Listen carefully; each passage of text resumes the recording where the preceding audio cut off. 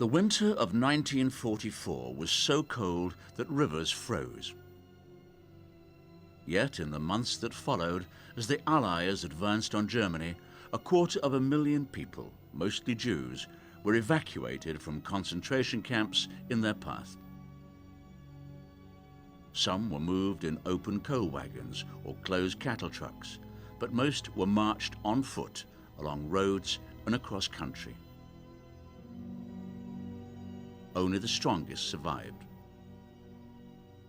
Among them was Kitty Felix, aged 17, but already a veteran of Auschwitz death camp.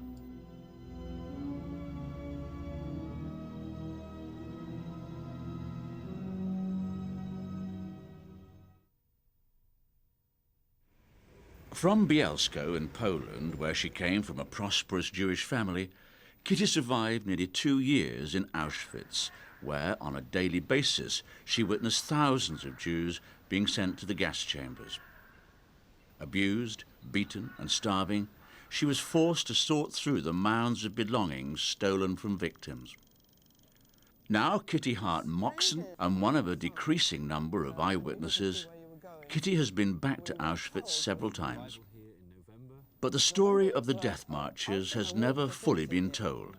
So when her friend Stephen Smith, the director of Britain's Holocaust Centre, heard that she planned to retrace her steps, he offered to go with her and document that journey.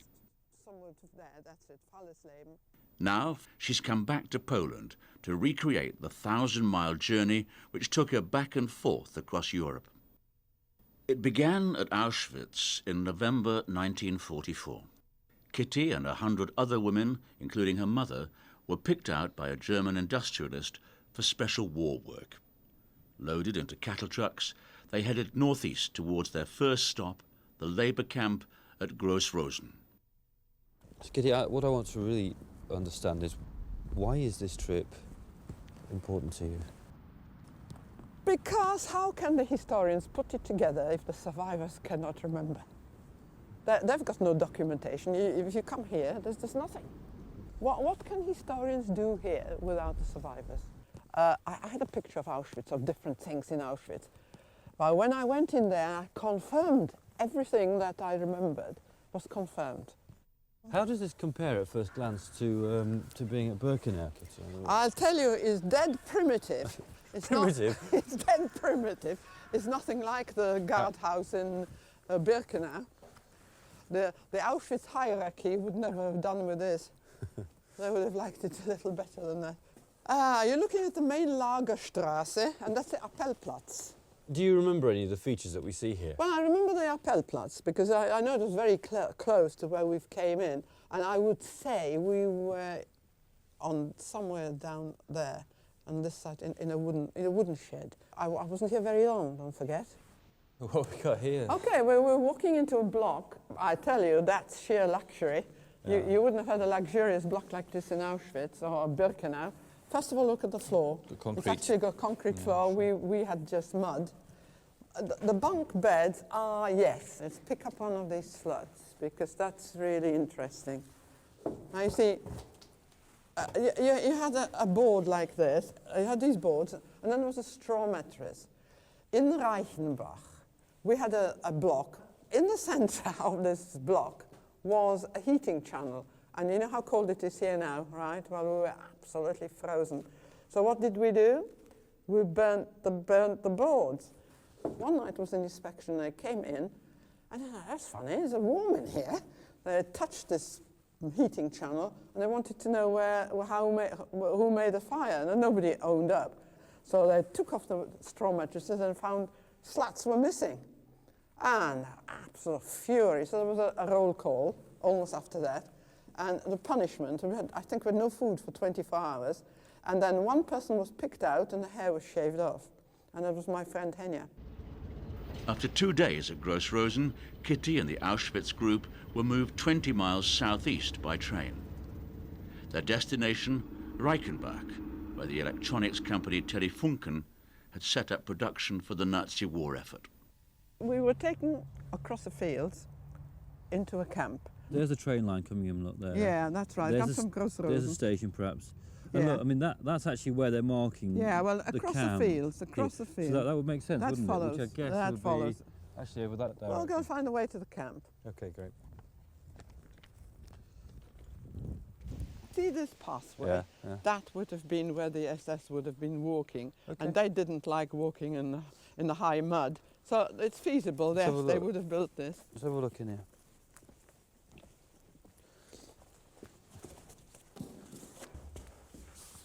You know, it reminds one of these sort of stables where you have, if you like, the animals kept downstairs and the cavalry living upstairs. Ah, isn't no, it? wait a minute. That's... Hey, look at this. No, yes, that would you believe it? Skinheads, white Yeah, power. the skinheads have arrived. Look at this. Ku Klux Klan. Absolutely. This was a block, because they wouldn't come here to deface this like this if it was nothing else. If it had nothing to do with the past, yeah. That's it. So that's what it is. The women were marched 2 miles to and from work in the dark. But even darkness couldn't hide some landmarks on the way to the factory. You're walking down a street like this. Did you recognise the houses? Yes, scenery here? this type of houses, definitely this type of houses. And you find on the left-hand side, there came this wonderful smell, tantalizing smell of baking bread. It was something like this, perhaps. Yeah, something like that. That's it. Well, Have a let's look go in in. the window. Jeszcze raz. Z tyłu? At the back is the bakery. There's always been a bakery here. Zawsze było, tak? Tak. During the war, there was this bakery here, and they were baking bread here every day.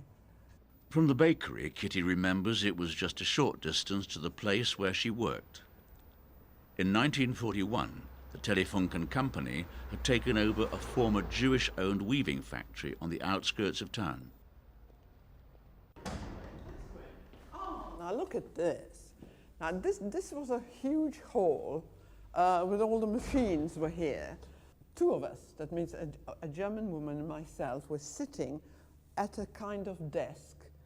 Underneath this desk, you put in huge cylinders of, well, we think it was carbon dioxide or something like that. And I had to carry these very heavy cylinders for miles away because there was another hall somewhere. And you carried these cylinders. They carried them, and I had to place them underneath this contraption. And then the German woman, she wasn't allowed to speak to me. She was just showing me like this. And she was maneuvering these dials. Nearly every day, this German woman, but it was a desk. We were sitting at the desk. She used to bring a sandwich and hide it, behind something else. And she'd point to me there. And she'd bring me a sandwich every day. Were you kept warm? Yes. Yeah, it was reasonably warm. I mean, warmer than we've been accustomed to. It was reasonable temperature. But generally speaking, you were working hard, but you were well looked after insofar as you were kept alive. You wouldn't have survived here for very long on the food. If it hadn't been for the German woman with 1 sandwich a day, you would have been hard pushed to survive. Then, on a day she'll never forget, it was her mother's 55th birthday, her world changed again. So it was the 18th of February, and without any warning whatsoever, they burst into our hut, roll call, whistles blew, and just 1 word was said, and that was Marschbefehl. Which means marching order. Mm-hmm. And before you knew where you were, you had to stand in 5s. Before you knew where you were, we were out of the camp. My mother said, don't worry about being cold, being hot, and being hungry. You look at scenery, because you've not seen scenery like this since you left home. And I looked to see this old church, that must have been there. So we must have gone that way, and then round. Many of the women had wooden clogs, and that was just not feasible. The snow was so high, and there wasn't a pathway, so that wasn't feasible. Anyway, I came out of Auschwitz with a pair of shoes. Didn't fit me, but I had some shoes, so did my mother. I brought her some shoes from where I was working. In the 4 months that we walked to the camp, they started disintegrating. And probably at the first day on this march, my shoes had gone totally. The sole just opened up and I was completely wet through. So the first thing I did is threw away my shoes. And my mother soon after that. But now what happened then is that you had all these thousands of people walking. They threw off the clothes. Why are people shedding clothes? Because surely when you It stop, was you hot. need No, it when you stop. I know, but you didn't think of that, I'm afraid. You just literally couldn't carry it. Everything was heavy. You just, by the time you walked to the end of the day, you literally couldn't carry anything. Anyway, whatever it was, people started shedding. And things were lying, jumpers and things. So what did you do? You picked up a jumper and with the sleeves, you wrapped it around your feet. And that's how you walked. Most of the guards were at the rear. Got it? And as soon as people started lagging behind at the rear, that killed them off. All the time as you were walking, you heard shouts everywhere. They were heading for the border between Poland and Czechoslovakia. In the way was the Owl mountain range, its peak over 1,000 meters high. They had no food, most of them were barefoot, and the snow was often up to their knees. Nor were they the only people on the move. One morning, the straggling column arrived at a plateau. There were hundreds of people here, civilians, German civilians, and carts and horses. Some people were getting up, having breakfast, and it took the Auschwitz group 10 seconds to weigh up the situation, because we'd been without food for, well, I couldn't tell you how long. What did you do? What did we do? We attacked. Attacked. Why? Because at the side of these carts, we saw sausages hanging, meat was hanging, buckets were hanging. And we thought, my God, that's it. We just went for it. And you see the guards, the guards were saying, anstellen, anstellen, you know what that means? Get in line, get in line. And clobbering people everywhere with the rifle butts. But of course, they couldn't shoot because of all these civilians there. So I tell you, if it hadn't been tragedy, it was high comedy. And then I saw a big bucket. And I thought, oh, there's got to be food in there, isn't it? I pulled out this bucket. And it was like a galvanized, and it was so heavy. I took this to my mother. And the girls were actually laughing, because they said, a bucket of fat, what are we going to do with that? And my mother said, that's marvelous, it's absolutely jubilant, that's just what we need. We're going to put our feet in it, we're going to smear it on our feet. Oh, my mother said, it's good for your complexion. We smeared that one. And some people ate it, but we didn't eat it. Because But you're using it for protection against the we elements. used it for protection. We put our hands in it because we didn't have any gloves, and we didn't have anything on our feet. And it was marvelous because you dipped your feet in it and then wrapped your feet into, and it was nice and smooth. So we hung on to this bucket and we passed it down the line. Can I ask you about your feelings Yeah. when you come back onto a place like this? What goes through your mind? What goes through our mind, that this came like manna from heaven. Somebody sent these people to us to save us. Because no way would we have survived if these refugees hadn't been here and we hadn't got some food at that stage. In ever-decreasing numbers, they came down from the mountains and closer to the Czech border.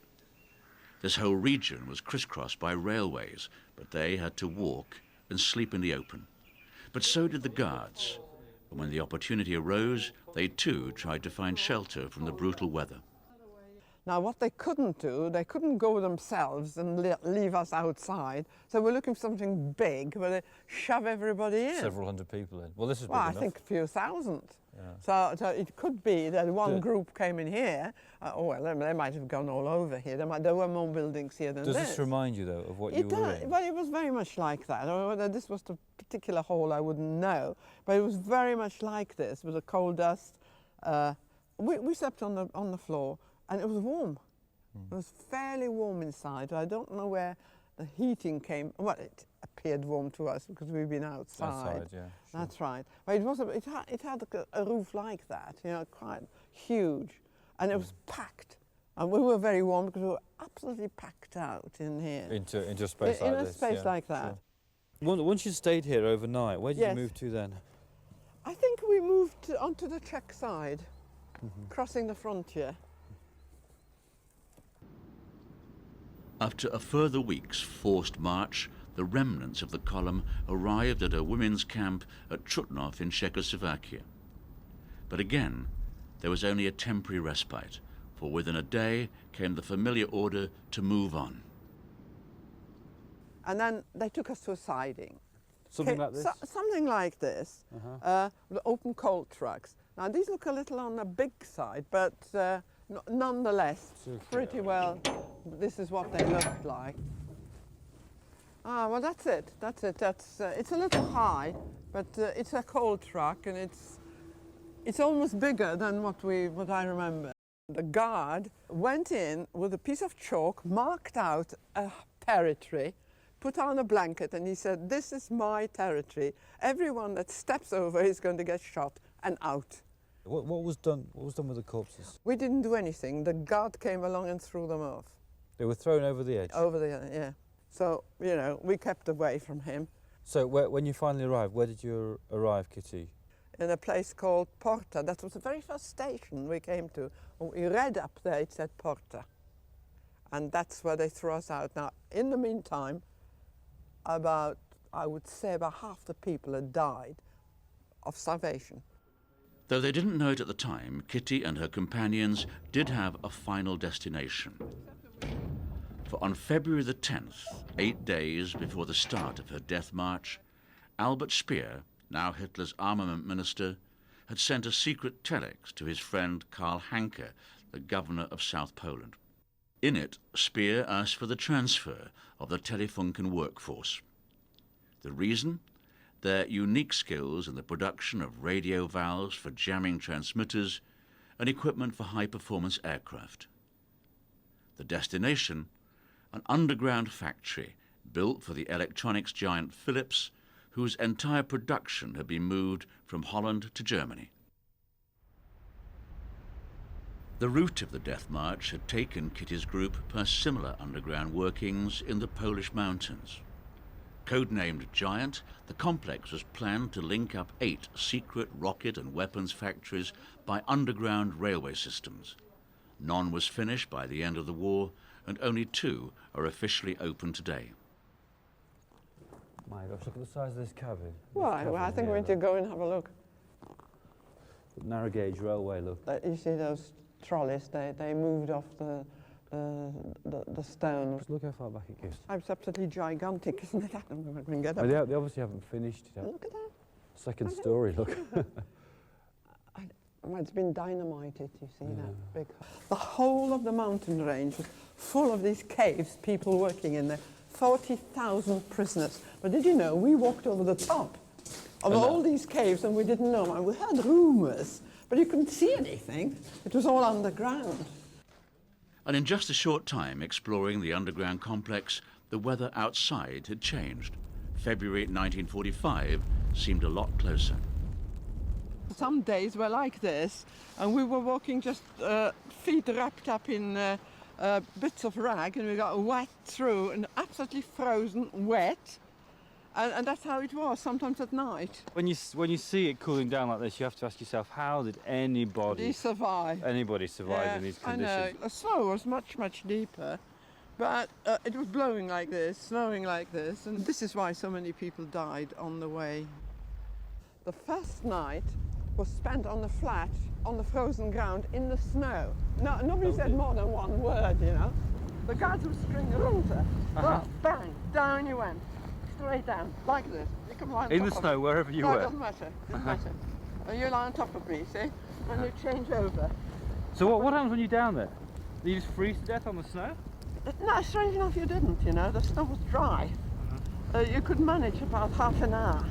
And then you'd have to change over and somebody else would lie down. You know, you're just an animal and nothing else, aren't you? And you got an instinct. So what do? One single animal could survive. So we were just like penguins. But then you had a lot of people that had never been to Auschwitz. They didn't realize that you do need collective help. And they just couldn't survive. Oh, let's get out of here, because we've been here for 2 hours, never mind 6 days. I'm frozen. I'm hot. After 6 days and nearly 500 miles in an open coal truck, Kitty and her mother eventually arrived at Porta on the River Weser. Among the first things they saw before being marched off to their camp was the monument to a former Kaiser. The clouds which swirl round it today are caused by warm air seeping from abandoned wartime factories cut out of the hill beneath. So we've come up to that tower on the hill, and we're looking across toward the station, and we've got this sketch plan, look, which we dug out. It was done just after the war. Now somewhere... At the back there was the camp. Yeah. So what we're going to do, we're going to go down... And find the camp. Up that main road, up that valley there, and we're going to see if we can find the camp tucked behind that hill. That's right, and then find a pathway to the top of the entrance. This was the way up to the top. It was just a dirt track, and it was wide because you had to walk 5 abreast, and then on 6 actually, because the guards, the women guards, were walking at the side. All of a sudden we come to a clearing, and that looks like it, very much like that. And then suddenly there was a hole in this mountainside. A sketch made by the British in 1945 shows a double entrance into the Phillips factory. Looking at the same place today makes it clear that the tunnels at the top of the Porter Escarpment are now irretrievably closed. The secrets of what went on here are getting even more difficult to find.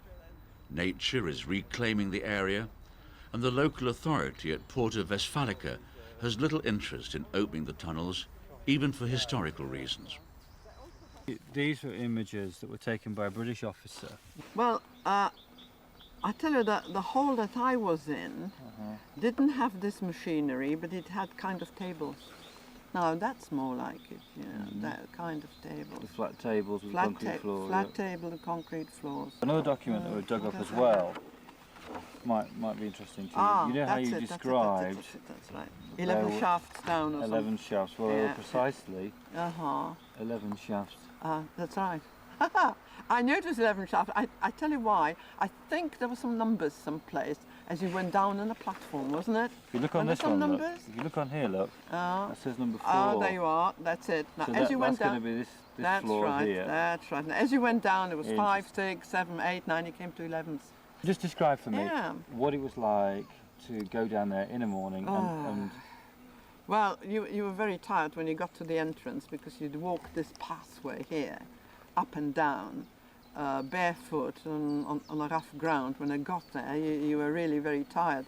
And then suddenly, say the first day we didn't know what it was. We thought we were going to gas us inside this bunker.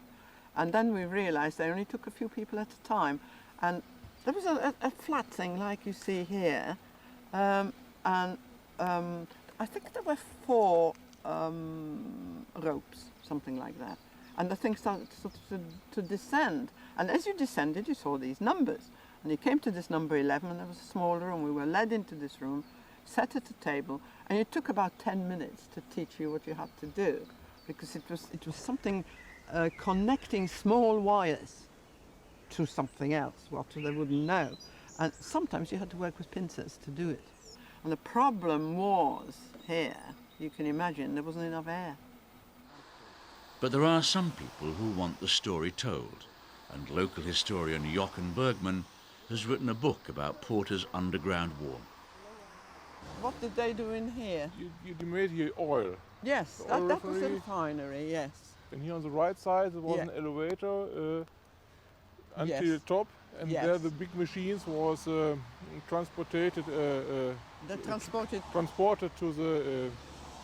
entrance from the top. The machinery. The machines. So directly up here was the route to the Phillips factory. Here on the right.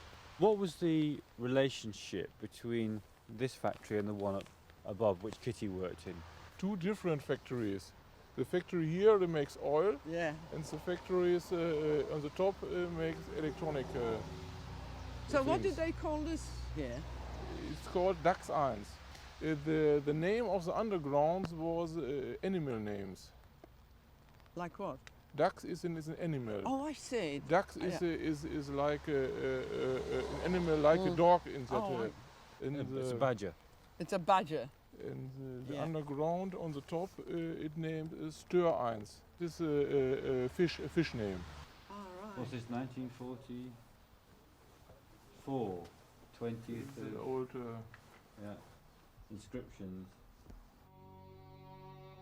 The oil refinery extended for 500 metres underneath the hill and was directly connected to the nearby railway system. Bergman has been inside the tunnels many times and has spent days exploring and mapping the underground factories. His research has exposed a vast network of subterranean caverns and shattered concrete halls, many not revealed on official plans. Other photographs show abandoned machinery and evidence that the tunnels were being used long after the facilities had been officially closed down. At the beginning of April 1945, Kitty and her mother were once again on the move. The camp was evacuated and the women forced into trains to be sent back to the east. The Allies weren't far behind them, for on the 3rd of April, American tanks reached the River Weser. Kitty and her Auschwitz group, now down to 50 after, for no reason, they've been split up, were taken the 100 miles to Belsen concentration camp. Here, conditions were so chaotic that there was no room for them, so they were sent back to the train. And of course, under armed guard, we were actually pushed into a truck, and it was complete, total darkness and no ventilation at all. That's the first thing that came apparent. Almost immediately, people started gasping for breath, and there was like a panic inside, and everybody scrambling to the side of the truck, and then water running on the side of the tracks, the condensation. And I got hold of my mother and I said, I'm just going to get to the floor. Got to the floor of the truck, and lo and behold, there were some gaps. And I had a knife on me, and so I scraped furiously and I enlarged the gap. And so I grabbed my mother, got her down, and she started breathing, and then I started breathing. And we took breaths, you know, in turns. Anyway, people started fainting and going unconscious and fighting one another, screaming, and then it became very quiet. There was a gravel path or something, obviously, and you could hear footsteps. And as these footsteps came closer, we started shouting, "Aufmachen, aufmachen, schnell, schnell aufmachen," you know, crying out for air.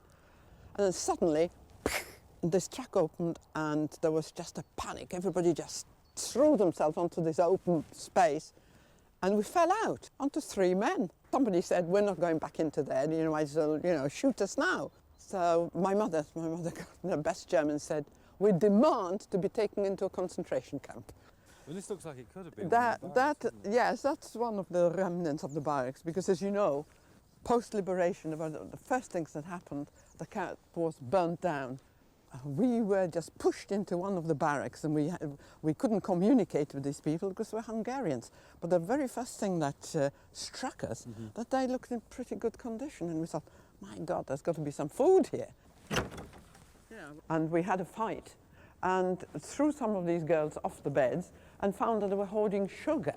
And then we realized this is what they were living on. They were living on this hoard of sugar that they'd collected. Where had they got the sugar from? Well, there was a refinery, sugar refinery, down the road somewhere, and that's where some of the French prisoners of war were working, and they, somehow or other, supplied the prisoners with some of the sugar. Tell me how the liberation happened then. Yeah, I must tell you what happened. Yes, well, we were in here, and about 2 days before liberation, bullets were flying all over because we realized the front was very close. And by that time, I couldn't walk anymore, and my mother was just lying in a corner. You know, she couldn't stand up at all. And I was sitting near a fence, and I don't know which side. It must have been down this end there. And across the fence, I could see stores, SS stores with loads and loads of shelves full of bread. Just outside the camp? Us outside the electrified fence. And I was just sitting there mesmerized. And somebody shook me by the shoulder and said, "Look, there's a military convoy there. It's tanks." And there were screams and shouts, "Help, help, help." And then one tank just swiveled round and just smashed through the gate. And that was the point of liberation. So it seems to be that this street with the camp behind us and the factory in front of us, That's where right. everything was happening really. The women going to work along here turned left into the factory. This, by the way, is the commandant's house. It was given to him. That's right. So this is his kind of villa in the middle of it all, where That's right. He was very close by, close to the factory and close to the camp. To And give him is- his due, he didn't blow the camp up, and he had ordered to do so. And then this was the way into town, was it? That's the way into town, straight in. We all poured into town here, streamed into town at Right. point of liberation. And what was the atmosphere as you kind of came along it was this just road? euphoric. I mean, I don't know where we found the strength from, because I mean, I was on my last lap. I mean, that's absolutely true. I weighed 5 stone. Don't forget, we went on a path of destruction. Do you know what we did in some of the houses? We opened up the taps and flooded the place. We tipped all the drawers out and set fire to the interior.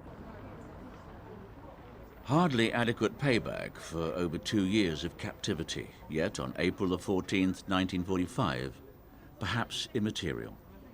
The death march was at last over. We set out with certain ideas about covering your death march and final 6 months. What do we want people to learn, and do you think we've achieved that? I'm sure we've achieved that, because a lot of people couldn't understand what happened the last 6 months of the war, and people were shunted from place to place, and trains were going all over the place, and death marches were all over. That hasn't actually been documented properly, and that's been a good thing to do. How do you account for your survival, though? Well, we knew how to fight for our food, we knew how to fight for somewhere to sleep, and a lot of people didn't know. They didn't know how to handle the situation. Has it been a valuable journey? Oh, it's been invaluable. I think so. I've always wanted to do it, and I've learned so much myself, especially this business of why was I transported all that way? Why did the armaments minister pick out this group of women to be transferred from 1,000 miles? But he didn't worry about how they were going to get there. What do you think has been most valuable about this journey for you, Kitty? 57 years can go by, but your memory will not fade. Certain events, if they are extraordinary, you'll never forget them. They're kind of etched in your brain, and they stay with you for the rest of your days.